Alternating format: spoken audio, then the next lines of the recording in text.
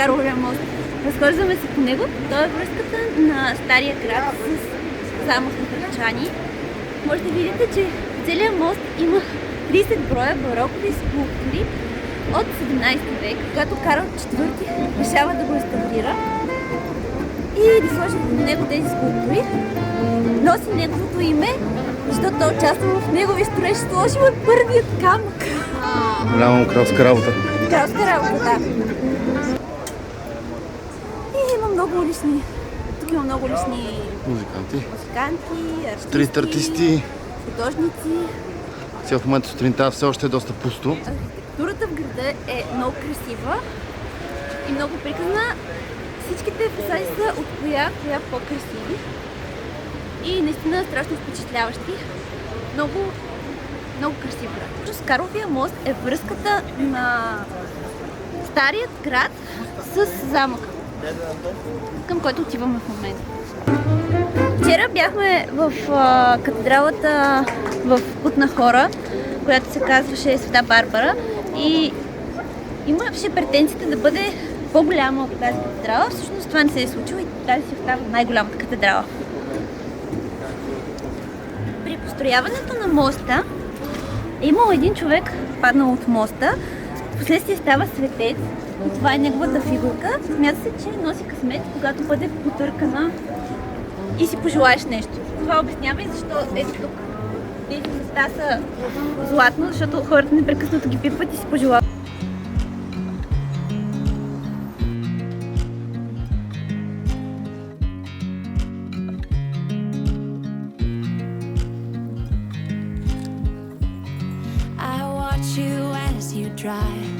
Do you know I'm looking and I can't help but smile? Do you know how much I love you? You put my favorite song. Взехме билетите. На единия е снимана Златната улица. На едното има снимка на Златната улица, а на другото Може да го обърнеш нормално. Вид. Даже отзад е написано къде какво трябва да видиш. Това е фул билета, 250 крони.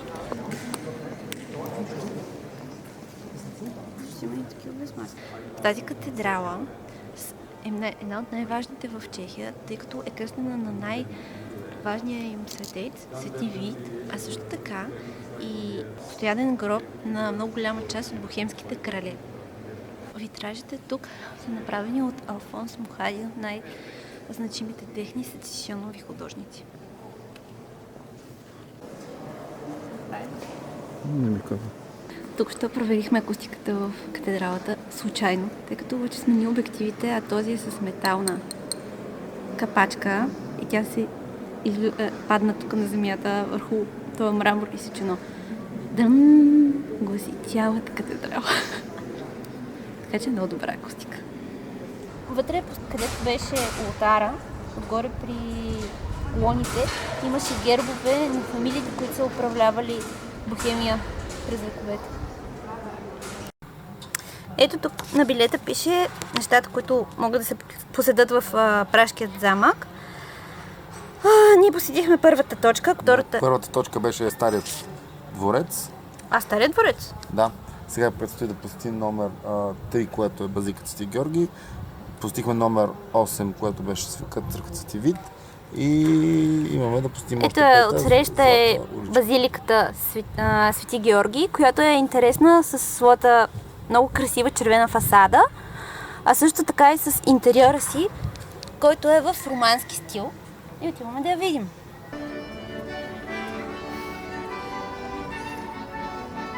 Предния музикант свеше по-хубаво. Стигнахме до най-интересната част от комплекса. Златната уличка. Казва се Златната уличка, защото преди тук са живяли златарите и тук са били техните ателиета. Една от най-интересните къщи е номер 22. Там е живял Франц Кафка. Тази въпросна Златна уличка е част от крепостната стена на дворцовия комплекс и в нея са живяли хора. Нарича се Златна, защото в нея са живяли златари и ателиетата са били тук.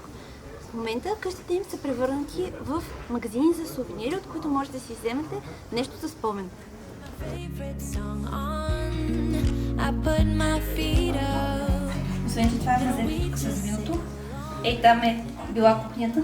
Храната за вечерта пъдъци. This moment, can we stay here forever? I'm loving this moment. Can we stay here together? If I could stop the time, don't you know that I would? 'Cause I'm just loving this moment. Can we stay here?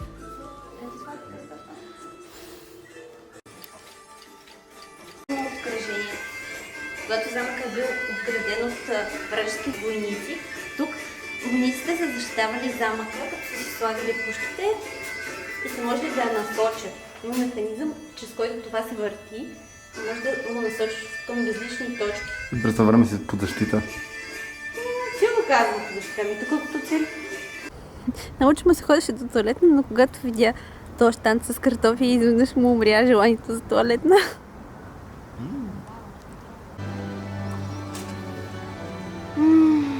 Вълшебна миризма.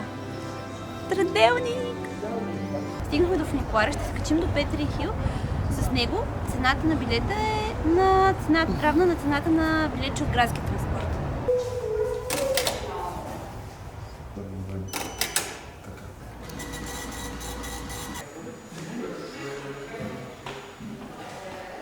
Понеже денивелацията е доста голяма, около 150 метра, решихме все пак да ползваме фуникулара, с който да се качим и да слезем.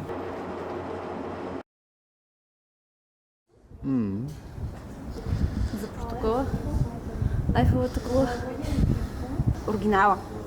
Париж е висока 324 метра, а тази само 60. Но пък е на хълм.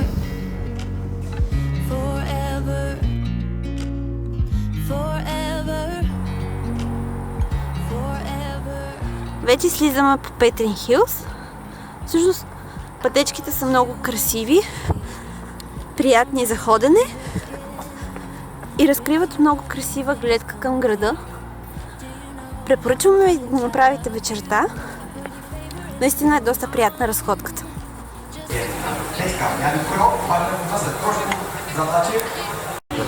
Как се казва? Манифесто. Тази вечер ще вечеряме в Манифесто. Местно... Какво е това? Пазар. Местен пазар, Южен пазар. Всъщност е място с различни видове храни и напитки, на които ходят младите хора. Поръчахме си бира и си чакаме бургерите. Дават ти специално пейджер, който звъни, когато ти е готова храната. Отиваш и си я взимаш. Почна ли?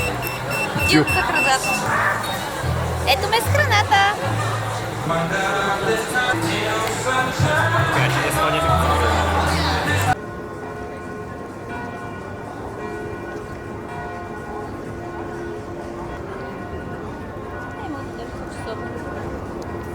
Този площад по време на коледните празници и базари се прави на един от най-яките и красиви коледни базари тук в Европа.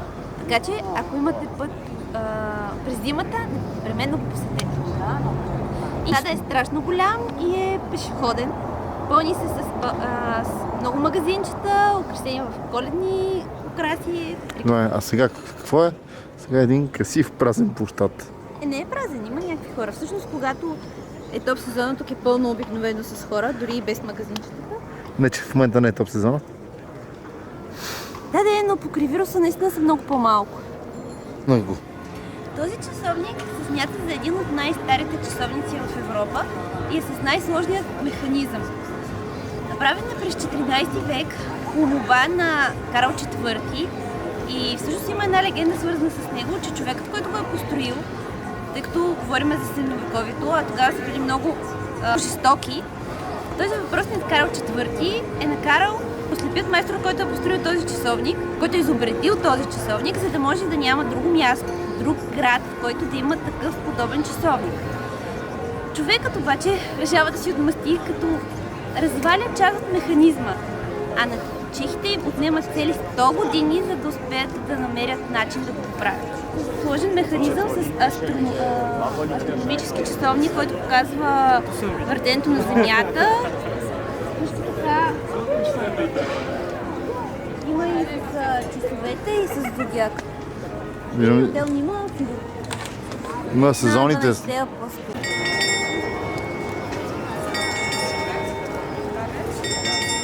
Ето го Свети Петър сключен. Видя ли? Всъщност всеки един от апостолите може да бъде различен. Църквата, която е точно срещу часовникът, всъщност е Тинската катедрала. Входът за нея минава точно между ресторанти, минава при ресторантите, така че може да се заблудите, но навътре като влезете към ресторантите се вижда входа. Забранено е да се снима, а и в момента имат служба, така че няма да може да ви я покажем, но ако дойдете тук, влезте да я видите, наистина е красиво.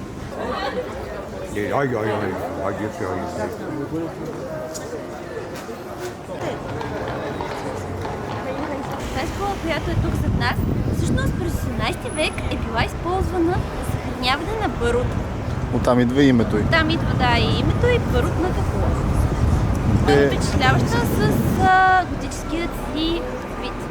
Да, в днешно време е един от символите на Прага. Ресторанта за днес.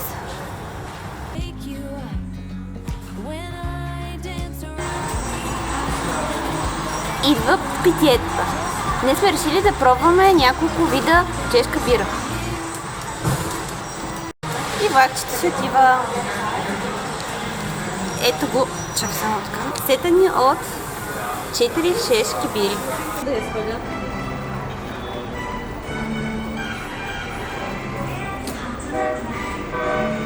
Да, освен че ти донасят храната с влакче, всъщност може да се я поръчаш без изобщо келнера да идва до теб. Имат QR код, който го сканираш с телефона, с смартфона си и ти излиза менюто, на което си поръчаш нещата, съответно идват с влакчето, а когато си готов, влакчето ги отнася.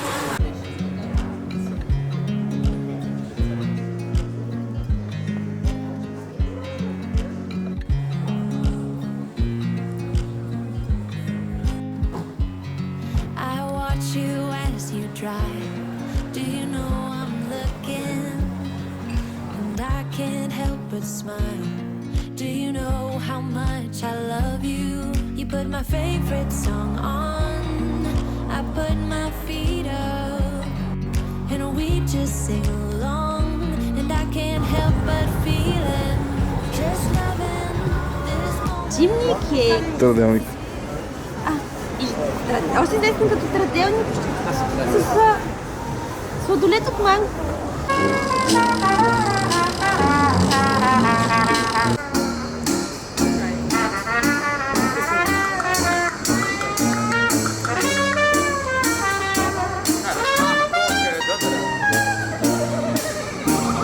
Това пазарче се намира близко до барутната кула. Много е пак е в центъра, както е. Ето, чувате ли ги баба ягите? И ние си взехме една. При Карловия мост има такива подобни магазинчета, обаче там баба ягите са на доста солидна цена. Долани тройна. Да, около 400 крони. Тук са 1800. 180. Да, 180 крони, така че има някакви други сувенири, магнити. Общо взето, ако искате да си купите някакъв подобен сувенир, елате тук и си го вземете на по-добра цена.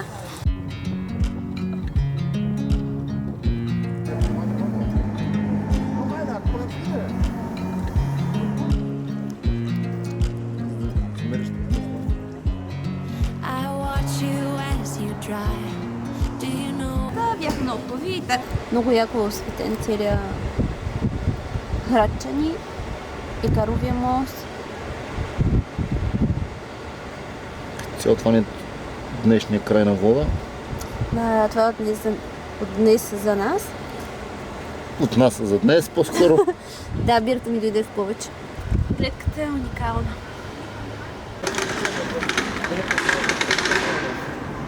Небо.